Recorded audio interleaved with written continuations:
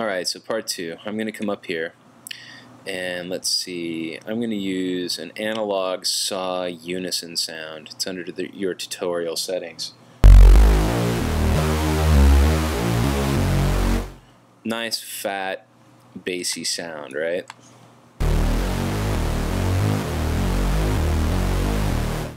What's giving it that fat sound is we have a sawtooth up here, and we have a sawtooth here, and we have a sawtooth here, and they're all playing at the same pitch, but this one's detuned 14 cents and this one's tuned up 14 cents.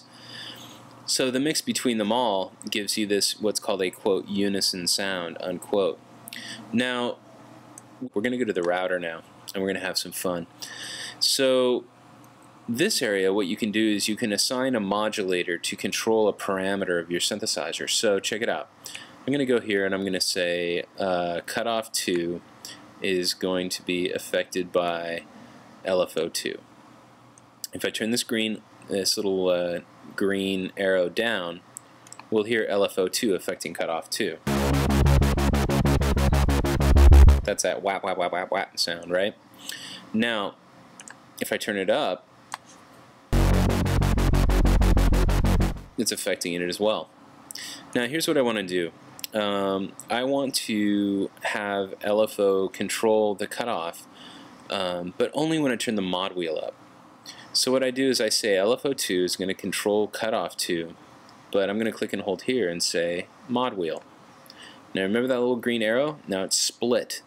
If I take the top part of it and move it all the way up, that means mod wheel up. This little green arrow means mod wheel down. So when the mod wheel is down, it sounds normal. When the mod wheel's up, it sounds modulated. So that's pretty cool. Down here on the LFO, I might take the timing, turn it to 16th notes.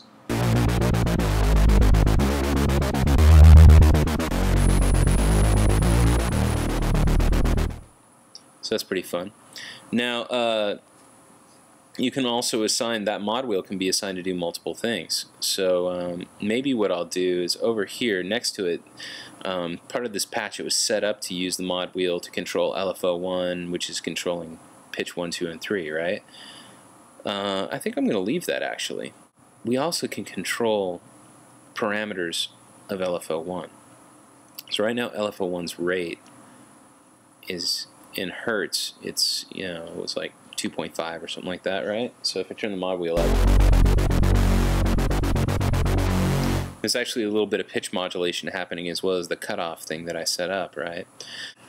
Yeah, here's what I'm going to do. Over here where it had envelope 2 controlling cutoff 2, I've got cutoff 2 being handled by LFO 2. So I'm going to click and hold here, and I'm going to go to LFO 1 rate, and I'm going to say via the mod wheel, or not via the mod wheel, but the mod wheel is going to control rate.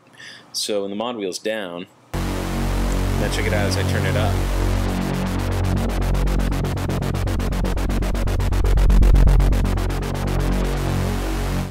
So that's changing the rate of LFO 1.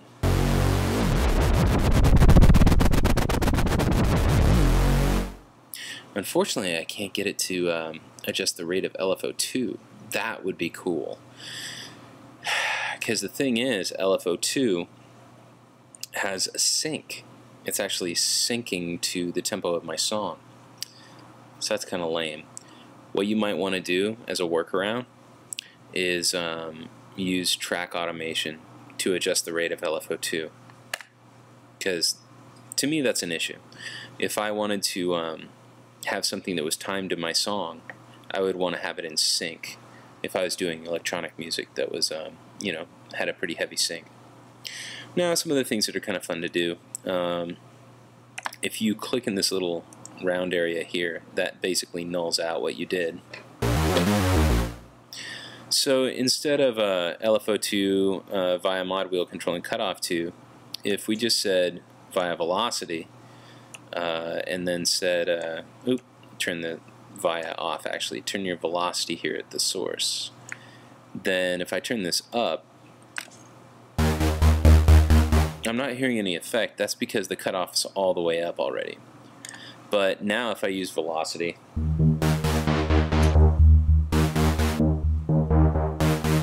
now I have control over the cutoff just by how hard I hit the key.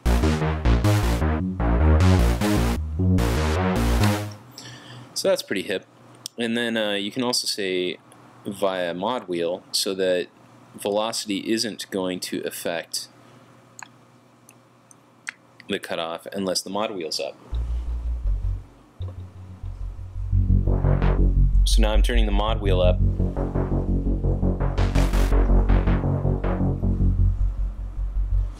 So that can be kind of fun, you know, if you sequence something out and then apply the Modwheel to it, then all of a sudden, instead of just being one, here, I'll turn the cutoff up just a little bit. So it's set here. If I turn the Modwheel up, all of a sudden we get like, I'm just controlling that via velocity. So the harder I hit it, the more it's going to open up cutoff 2, but only if my Modwheel is up. Okay, so that's how the router works.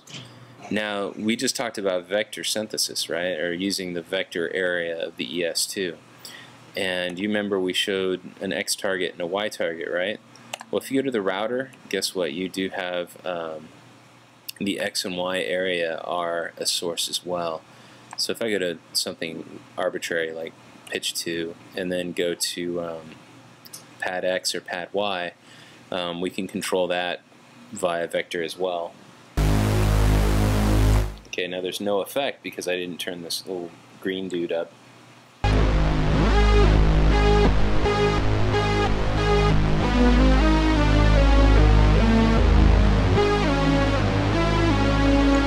It's kind of interesting. What if I went to vector and did what we were just talking about and then had, you know,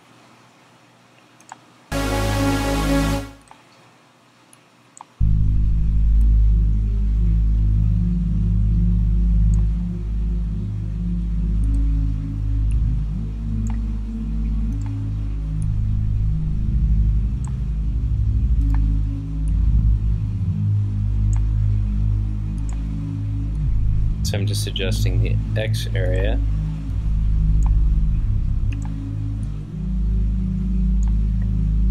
Turn that off.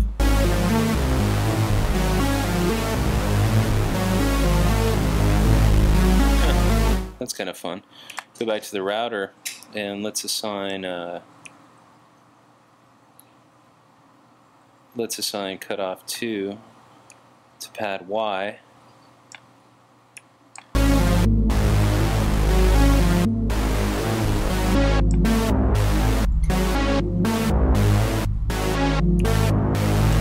And I can play around.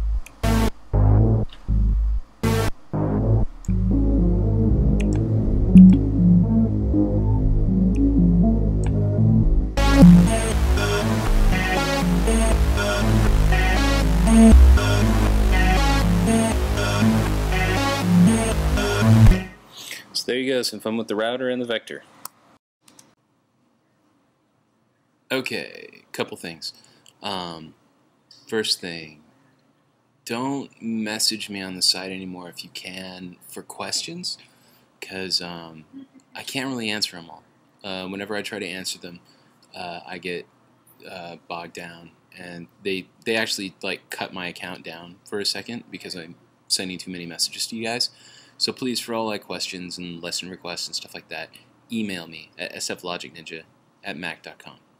And there's also, I've got more content that I'm going to upload tomorrow. I just don't have time to do it tonight. I have to do things like eat and relax and stuff because last week was horrible and I want this week to be good. So anyway, that's about it. Enjoy the router video. Just try to put it together as fast as I could totally on the laptop. The machine at work is still giving me trouble. So I hope you guys do well. And yeah, that's about it. Alright, take care. Ciao.